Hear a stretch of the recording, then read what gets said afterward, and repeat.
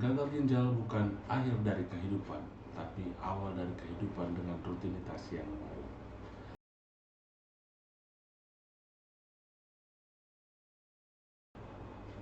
Assalamualaikum warahmatullahi wabarakatuh. Hai teman-teman dan saudara-saudara sekalian. Berjumpa lagi dengan saya Harpan Pinem, lahir dari Tanah Karo 34 tahun yang lalu. Di video sebelumnya, saya telah membahas dan berbagi pengalaman awal mula saya terkena gagal ginjal dan cuci darah. Di video kali ini saya akan coba berbagi tentang pengalaman saya bagi teman-teman. Apa sih itu gagal ginjal? Yang kedua nanti bagaimana saya bisa menjalani kehidupan sehari-hari setelah divonis oleh dokter terkena gagal ginjal dan harus melakukan cuci darah. Terus yang ketiga nanti bagaimana kira-kira cara untuk mencegah supaya kita tidak terkena gagal ginjal. Terus yang keempat, bagaimana cara penanganannya sebelum dan sesudah terkena gagal ginjal.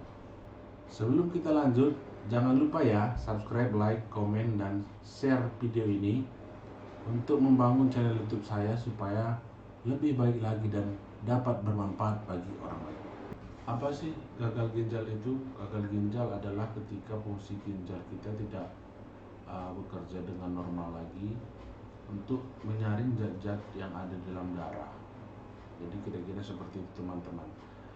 Jadi sebenarnya gagal ginjal ini tidak instan teman-teman, untuk teman-teman ketahui. Artinya gagal ginjal itu kalau kita cermati sebenarnya awalnya sebelum kita terserang gagal ginjal ada alarm sebenarnya dalam tubuh kalau kita bisa cermati. Makanya teman-teman, pengalaman saya sampaikan sama teman-teman supaya nanti teman-teman bisa mencegah supaya tidak terkena gagal ginjal.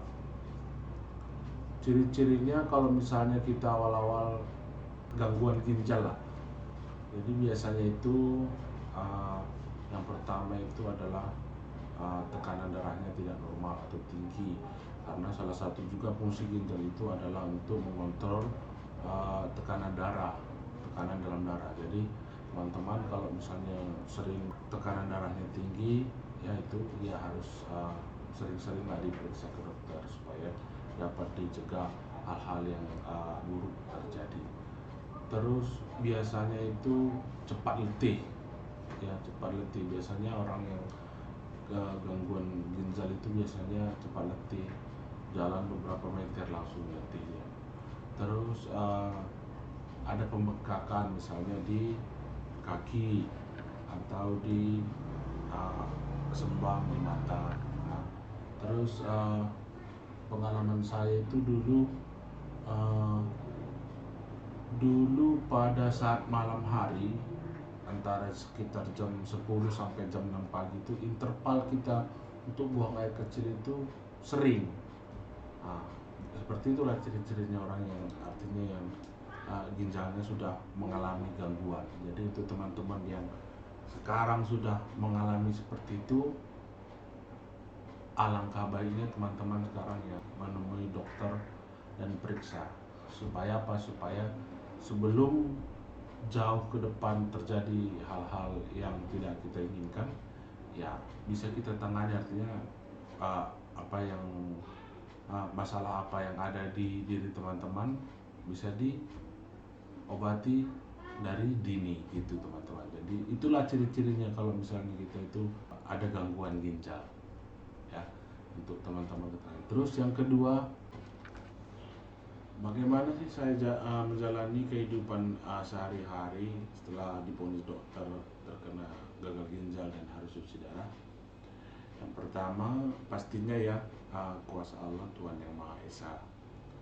Terus yang kedua, saya ini udah ikhlas ya, artinya ikhlas legowo dengan penyakit yang saya derita. Terus yang ketiga adalah dukungan keluarga teman-teman ya.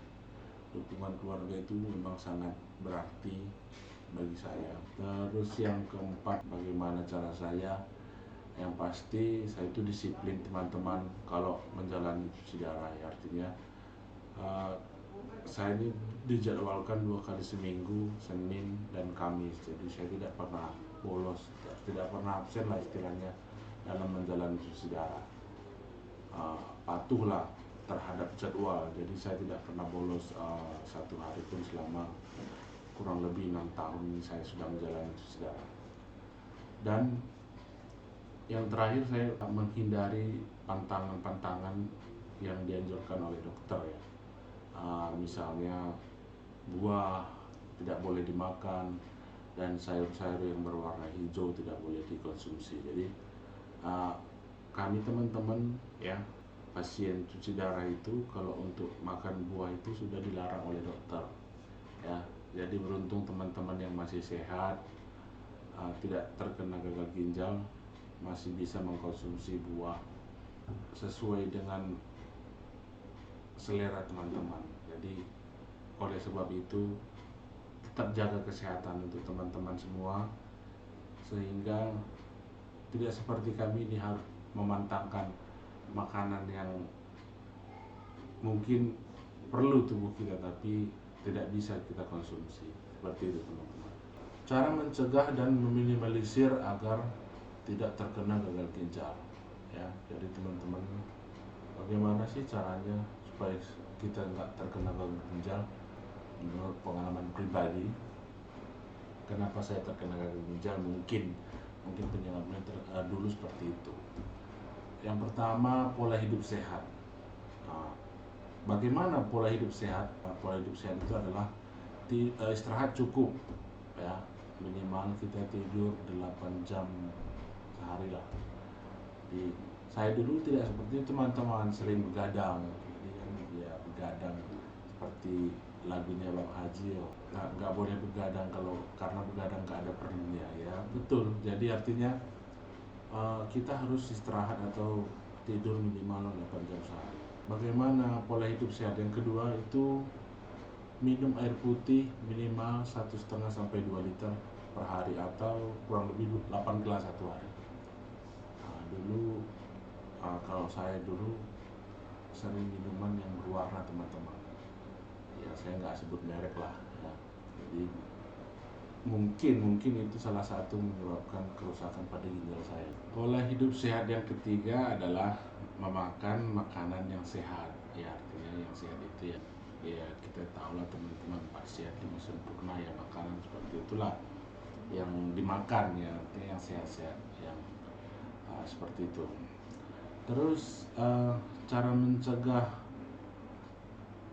supaya tidak terkena gagal ginjal yang kedua adalah hindari meminum obat-obatan yang tidak dianjurkan oleh dokter.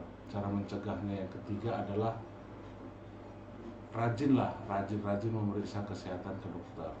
Paling enggak kita cek setiap bulan itu adalah tekanan darah ya, karena sama gula, kolesterol dan asam urat. Karena pada umumnya orang yang terkena gagal ginjal itu awal mulanya itu adalah dari tekanan darah yang tinggi dan gula. Pada umumnya penyebabnya seperti itu. Bagaimana penanganan setelah terkena gagal ginjal? Yang pertama adalah cuci darah atau hemodialisa.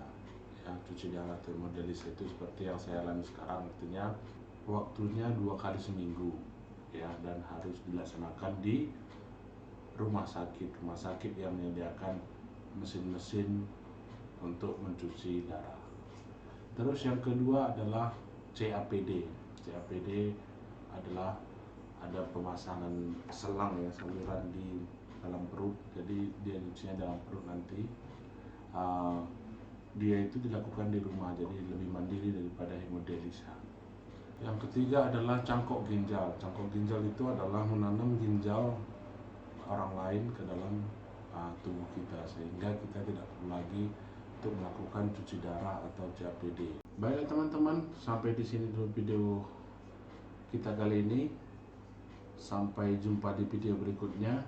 Jaga kesehatan, tetap semangat dan banyak bersyukur.